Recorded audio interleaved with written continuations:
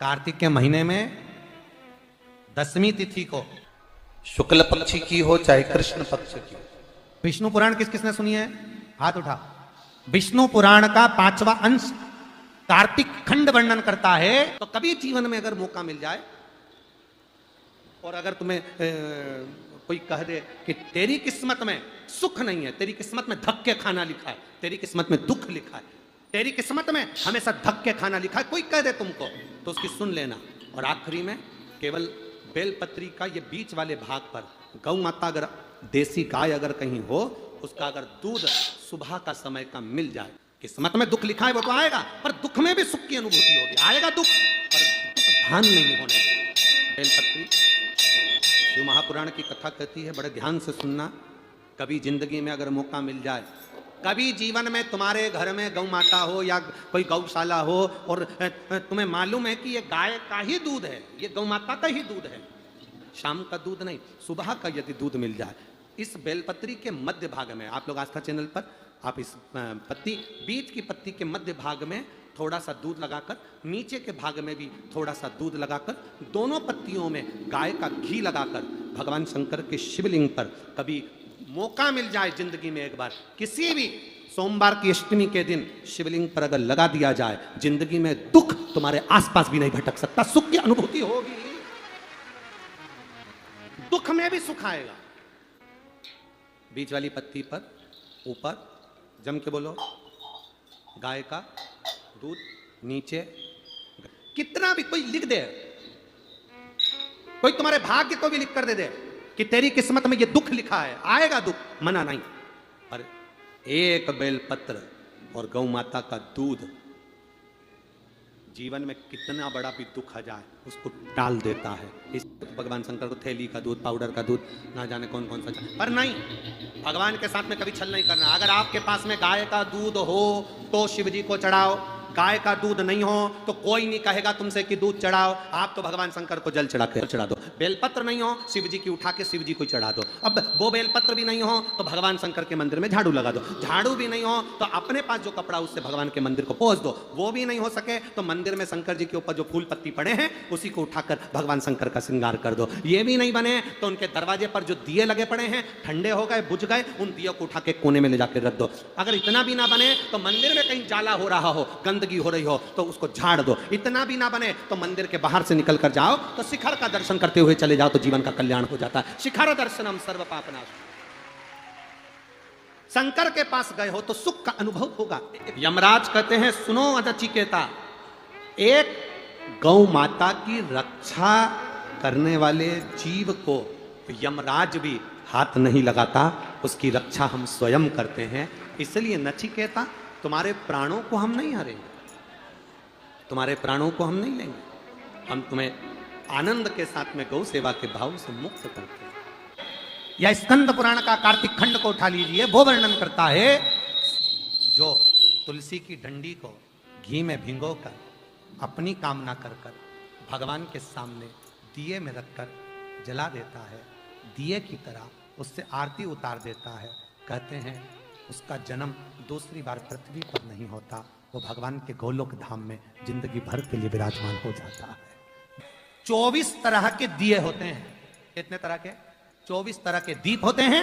उस दीप में सर्वाधिक श्रेष्ठ दीप होता है तुलसी दल का, तुलसी की डंडी से जो प्रकट किया है। बत्तियों का भी क्रम है, एक लंबी बत्ती होती है, एक गोल बत्ती होती है। होती कि नहीं होती? लंबी और गोल। ये वाला स्पीकर बंद है, बार बार बंद हो रहा है, बार बार चालू हो रहा है, उसको देखिए जरा। बत्ती एक गोल होती है, एक लंबी होती है। गोल बत्ती और लंबी बत्ती में अंतर होता है, बहुत जमीन आसमान का अंतर है, बहुत ध्यान देना इसका। गोल बत्ती किस किस देवी देवता पे लगती है और लंबी बत्ती किस किस देवी देवता पे लगती है, तो स्कंद पुराण और विष्णु पुराण दोनों कहती है जो लंबी बत्ती होती है वो पितरों की जगह पर, पूर्वजों की जगह पर, पूर्वजों की जगह पर, बड़ के पेड़ के नीचे, पीपल के पेड़ के नीचे लंबी बत्ती का प्रमाण है।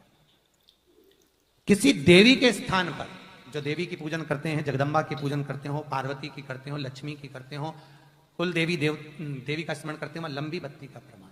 और जो गोल बत्ती होती है वो गोल बत्ती का प्रमाण किसी हनुमान मंदिर, राम मंदिर, शिव मंदिर, जितने देवताओं के मंदिर हैं वहां पर गोल बत्ती का प्रमाण। लंबी बत्ती देवी के स्थान पर इसलिए जलाई जाती है क्योंकि देवी वंश की और लक्ष्मी की वृद्धि करती है।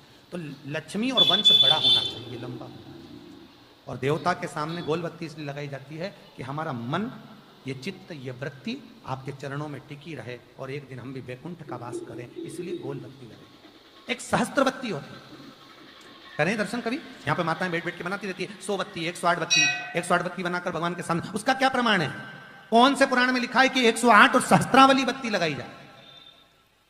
तो स्कंद पुराण में कार्तिक खंड के अंदर स्पष्ट किया गया, सहस्त्रावली बत्ती 108 लंबी बत्तियों का जो प्रमाण है, वो कहते हैं कि जिस व्यक्ति ने किसी तीर्थ को ना करा हो, पूरे तीर्थ नहीं गए हो, सारे तीर्थों का स्नान नहीं करा हो, किसी तीर्थ में दर्शन करने से वंचित रह गए हो, तो 108 बत्ती की एक बत्ती बनाकर किसी नारायण के मंदिर में, शिव मंदिर में, देवी के मंदिर नहीं, केवल देवता के मंदिर में अगर उसको घी में भिगोकर प्रज्वलित कर दिया जाता है, तो सारे तीर्थों के दर्शन का फल उस जीव को प्राप्त हो जाता है। शंकर जी का नाम बटकेश्वर महादेव पड़ा। क्या नाम हो गया? जम के बोलिए, बटकेश्वर महादेव। फिर से बोलो, बटकेश्वर महादेव। एक बात याद रखना, अगर हमारे व्यापार नहीं चल रहा हो, दुकान धंधा पानी नहीं चल रहा हो, दुकान पर 24 घंटे बैठो तो व्यापार नहीं होता, घर में लक्ष्मी नहीं टिक रही हो, पैसा नहीं आ रहा हो, तो बड़ के पेड़ के नीचे, पीपल के पत्ते के ऊपर, बड़ के पेड़ के नीचे की मिट्टी को गीला कर कर पीपल के पान पर, पीपल के पत्ते पर एक शंकर जी के शिवलिंग का निर्माण करो। क्या बनाना है? शंकर भगवान का शिवलिंग। शिवलिंग बनाकर उसकी बटकेश्वर महादेव के नाम से पूजन करो। 7 बार कच्चा दही चढ़ा दीजिए। उस दही को थोड़ा सा चम्मच में उठा लीजिए। उस दही को लाकर जहां तुम्हारा व्यापार है, जहां तुम कमाने के लिए बैठते हो, दुकान पर बैठते हो, उस दुकान पर उस दही से स्वस्तिक बना दीजिए। और इस पीपल के पत्ते पर जो बटकेश्वर महादेव का तुमने निर्माण करा है, इसको ले जाकर विसर्जन कर दीजिए। आपकी दुकान 3 महीने के अंदर धड़ाके से चलना प्रारंभ हो जाएगी महाराज।